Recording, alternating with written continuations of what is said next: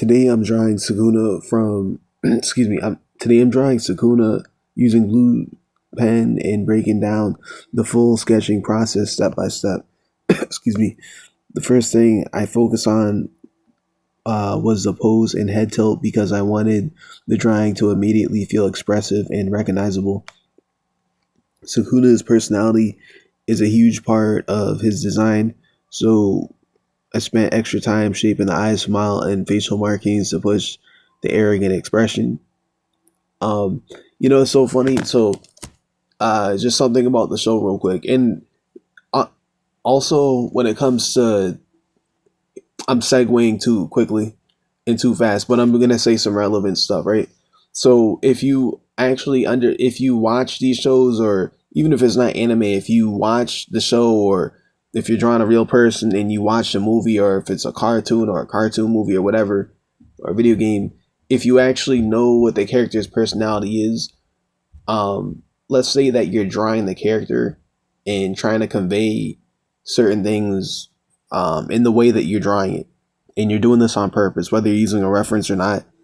If you actually know the character's personality, that helps a little bit because you're kind of aware of even like very, very little things that could change, like how the face would look or how their pose is, or if you're even understanding how to portray maybe the attitude that the character is giving off. Um, and the thing is, I'll put it like this, right? When I'm drawing faces, um, I'm using references, right? And sometimes these characters, they're making a specific type of face. Um, that could be it could be a very normal face for them, or it could be a specific type of smile, or maybe what happens is when I'm drawing the face, there's very, very distinct things to all the way to the point where, and I'm doing it in pen so I can't erase. So if, let's say I'm drawing the mouth, if I let's say I'm drawing the mouth and the mouth curves and it's not in a smile, but because I'm drawing literally the way the lips are shaped, right? If I do the curve a little bit incorrect, that literally makes the face look completely different. And when I say completely different, it can change the way the person's emotion is. It can change like maybe what attitude they're putting off in from their face, literally. Same with the eyes. If the eyes are squinting too much, that can or if the eyes are a bit bigger, that can change. It could literally make the character look a little bit more off, or it could literally change what personality that they're giving off, or what mood they're in, or what attitude they're giving off. So what happens is it's already something you have to be careful of, and get that exact if you're trying to portray a certain face or a certain mood that the character's giving off in their face. You have to be careful when you're drawing that, but also even little tweaks, like if you like, I'm doing this in pen, if I accidentally put like a extra downward curve at the end of the mouth, that would throw everything off. It could make it look completely incorrect. It could change literally the emotion that he's showing like an arrogant emotion there, right? That emotion can change if I put a curve at the end of the mouth that was a downward curve on accident. But I did it the exact way I did. You can see um on, I'll say like the right curve of the mouth, there's a little arc over it, like where the dimple area is, and just that alone helps add to the persona that he's giving off. Same with the eye I drew so far and the eyelid over it, so his eyes not super wide open, but it's like relaxed to where you can see the eyelid fold. So you can see his eye is like, it's not wide open intensely, but it's open enough, and then it's relaxed at the same time alongside the smirk. And that's only what I've drawn so far, right? But those are little things that go into, okay, this character, he's off-putting, his arrogant persona. And then if you actually watch the show and you know the show, what happens is, I don't remember way too much about all the lore and all the character development that went on, but as far as I'm concerned, Um, and here's a funny thing: I forget enough about that show that I don't know if the character before he got cursed. I don't know if his name was Sukuna before he got cursed, or if Sukuna is the name of the devil that possessed him. Right. But what happens is you have to understand that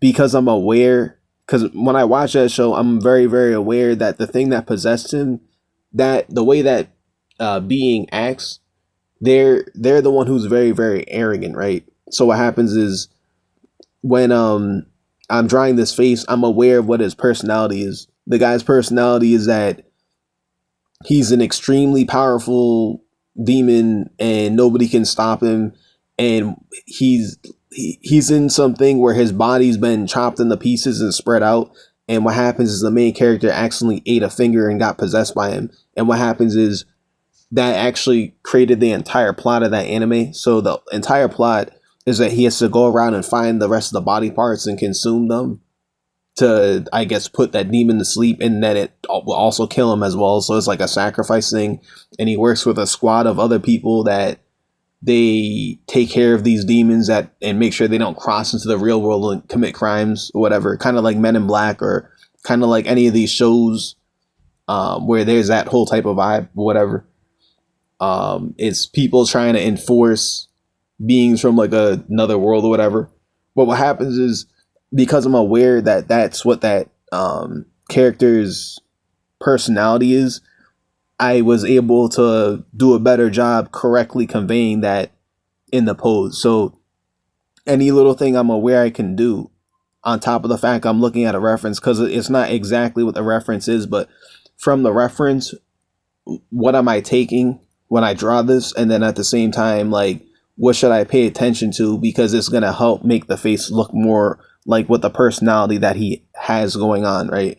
So when I say, let me just read this one more time. I said, the first thing I focused on was the pose and the head tilt, because I wanted the drawing to immediately feel expressive and recognizable. Okay. Then I said Sukuna's personality is a huge part of this design, so I spend extra time shaping the eyes and smile and facial markings to push the arrogant expression.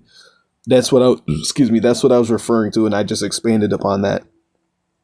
But a little add-on I'd like to put is that if you actually had, if you actually, here's the thing: if you're gonna draw like any type of art, if you could actually personally know the show, like if, let's say you're drawing art from a show, right? You don't have to do this, but if you actually go sit down and watch a show and just pay attention to certain things, that can help you improve the art, because you could be aware of what to even emphasize more in the art, which makes the art come across more authentic if you can understand how to emphasize that stuff.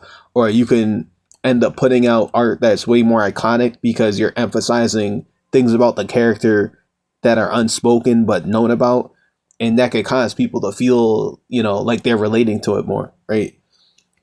For example, like maybe I didn't do the best job drawing um Naruto looking upwards, right? But that's an iconic pose for him.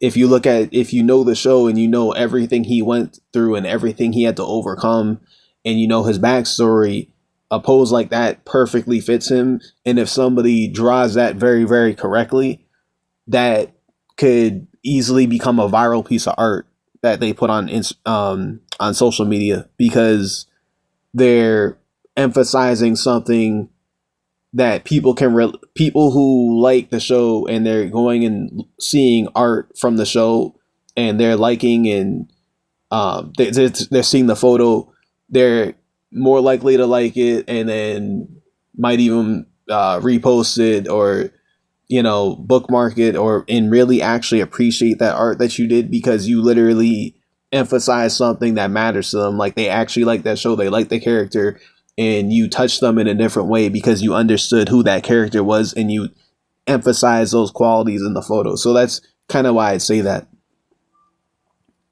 just actually understanding the show can help you get more out of like the character, as you're improving your art and you're aware of how to do what can affect how the character's appearing, and then you could use that to your advantage to actually make art that touches people more, right? um So after placing the facial features, I started building the hair silhouette. I tried grouping the hair spikes together into larger forms so the drawing would stay visually clean and readable. Next, I moved into the clothing. One thing I'm practicing right now is creating larger fabric folds instead of over detailing every section. Just looking over this real quick. Um, okay. So, um, yep. Um, that helps the drawing feel more dimensional and less noisy. Um, I also worked on overlapping forms throughout the sketch because overlapping creates stronger depth and perspective in anime art.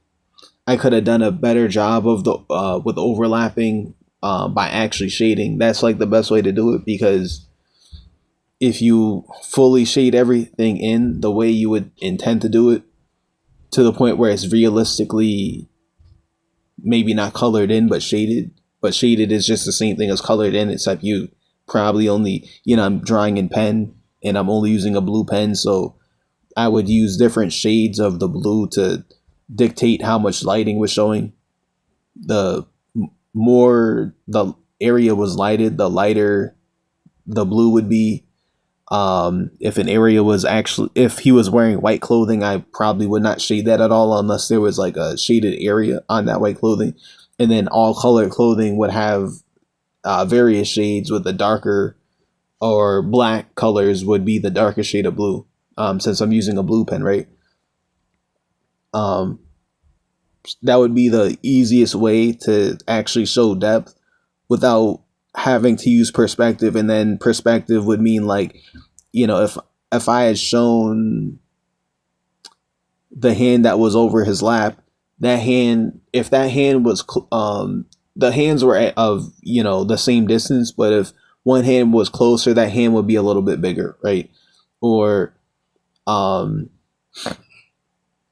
the hand isn't down by the side, the hand is like resting on the chin, um based on where the elbow is placed. Like if the elbow is placed in front of him, I'd have to draw that hand would probably be a bit closer, but it's not as to the side. But I'm keeping in mind of like how much the elbow is coming forward, so I can draw the arm going back. The arm's not to the side, the arm is going back. It's as if, you take a picture of yourself with your arm resting somewhere and look at, there's depth to it. Like um your elbow is like a pivot area. It is like a point of reference, and then where's your upper arm going from that as it connects to your shoulder? And your shoulder is gonna, if your elbow is in front of you, your arm's gonna go back into your shoulder, and then that arm is gonna be a little bit in front of your body. Maybe it needs to be bigger, because it's in front of your body. Literally, it needs to be bigger from the view that's seeing it. So, these are examples of depth. I didn't draw the legs, but the legs are crossed. One leg's going to be over the other. It's not way too much farther forward than the other, but it's going to be a little bit bigger because it's in front of the other one. Without even talking about like how the leg is resting. Like is a muscle mass spreading because it's resting over another. One leg is resting over the other leg. And then, okay, so let me just get back to this. I also worked on overlapping forms throughout the sketch because, overlapping creates stronger depth and perspective in anime art. For the shading, I use rough sketch lines to reinforce darker areas and create more contrast around the face and neck. One thing I focused on was maintaining energy in the line work instead of trying to make every line perfectly clean too early. Starting with lighter lines building out what needs to be there, and then darkening all outer lines, darkening lines that separate things that need to be separated so you could be aware of where everything is, especially because I'm not shading. So when I'm not shading, obviously I'm going to have to define where everything is so that it's even visible and not just all like a bunch of lines that it's, hard to identify unless somebody really, really knows what that character looks like. And then, okay. So yeah, overall the sketch was focused on expression, pose flow, and continuing to improve anime anatomy and silhouette readability.